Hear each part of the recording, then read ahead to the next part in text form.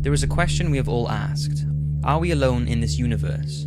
Well, despite our ever-increasing technology and knowledge, we do not have a definitive answer to that question. Now, there are two very strong and popular signs of believed alien life, and that is the WOW signal and the Black Knight, but I have already mentioned those in previous videos, so here are 5 of what people say prove or strongly suggest that we humans are not alone.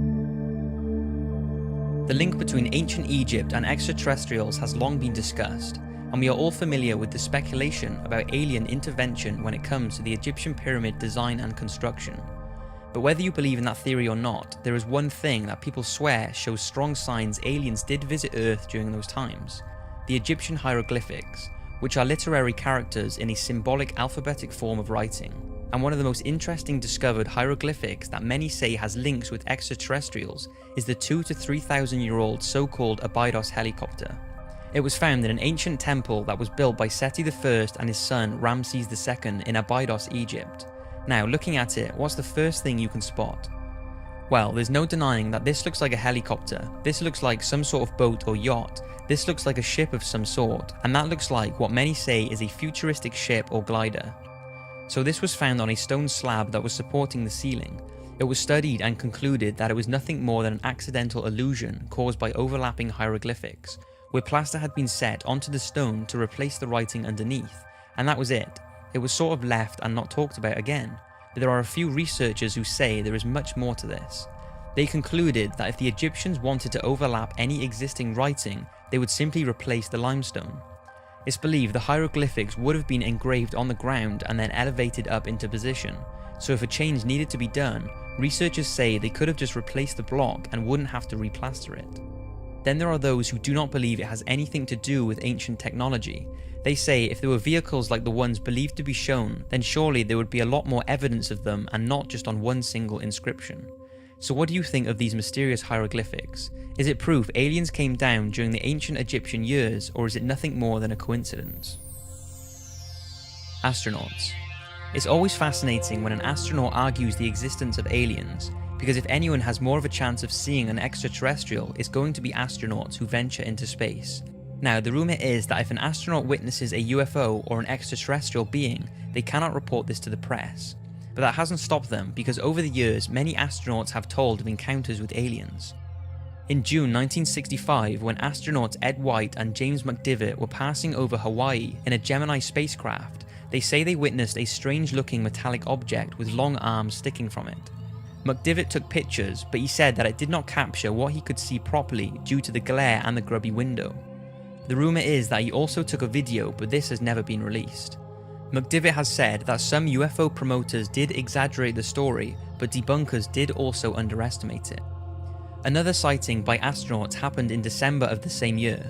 Gemini astronauts James Lovell and Frank Borman saw an unidentified spacecraft some distance from their capsule. The Gemini Control Center told him that he was seeing the final stage of their own booster rocket, but Frank confirmed that he could see the booster rocket and the unidentified object was something completely different, but what exactly it was is a mystery. Now, whether you believe Buzz Aldrin and Neil Armstrong's moon landing was a hoax or not, they both apparently reported that aliens have a base on the moon and were told to get off and stay off. According to unconfirmed reports, both Neil and Buzz saw UFOs shortly after landing on the moon on the 21st of July 1969. According to former NASA employee Otto Binder, unnamed radio hams with their own VHF receiving facilities that bypassed NASA's broadcasting outlets picked up the following exchanges. What was it? What the hell was it? That's all I want to know. What's there? These babies are huge, sir, enormous.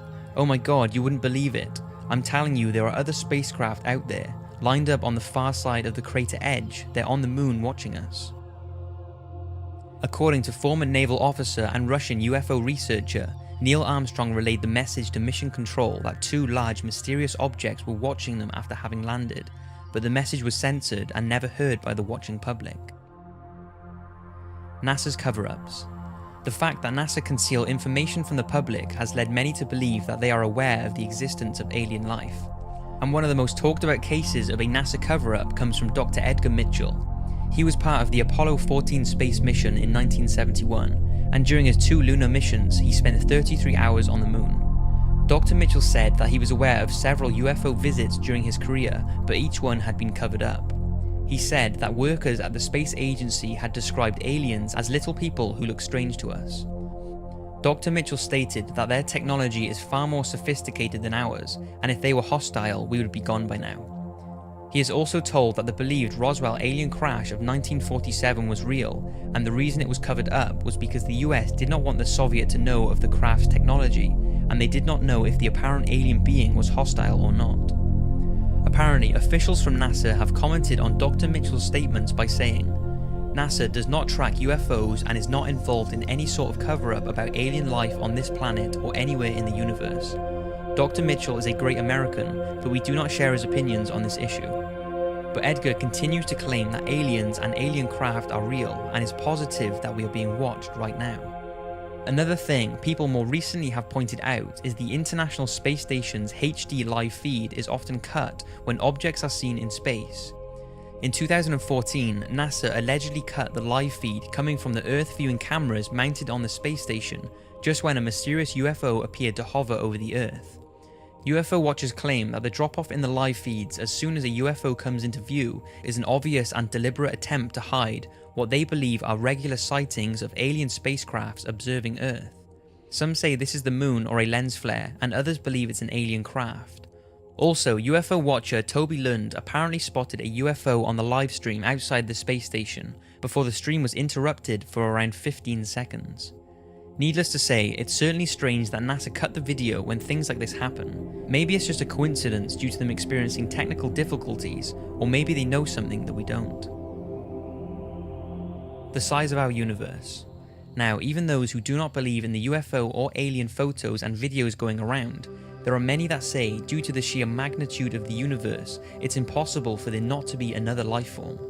To understand why people say alien life must be out there, you must first realize how big the universe is. It's believed that the diameter of the observable universe is around 28 billion parsecs, which is around 93 billion light years. Now, a single light year is just under 6 trillion miles, which is a ridiculous number. So 6 trillion times 93 billion. And don't forget, that is just what we can observe. And it's not that we don't have the technology to observe any further, it's just that life from other objects hasn't had enough time to reach Earth since the beginning of the cosmological expansion. And with all that, astronomers at the University of Auckland have said that it's believed there are around 50 sextillion planets in the observable universe. Now I will leave you to decide whether you think that only one out of those 50 sextillion planets can harbour any form of life.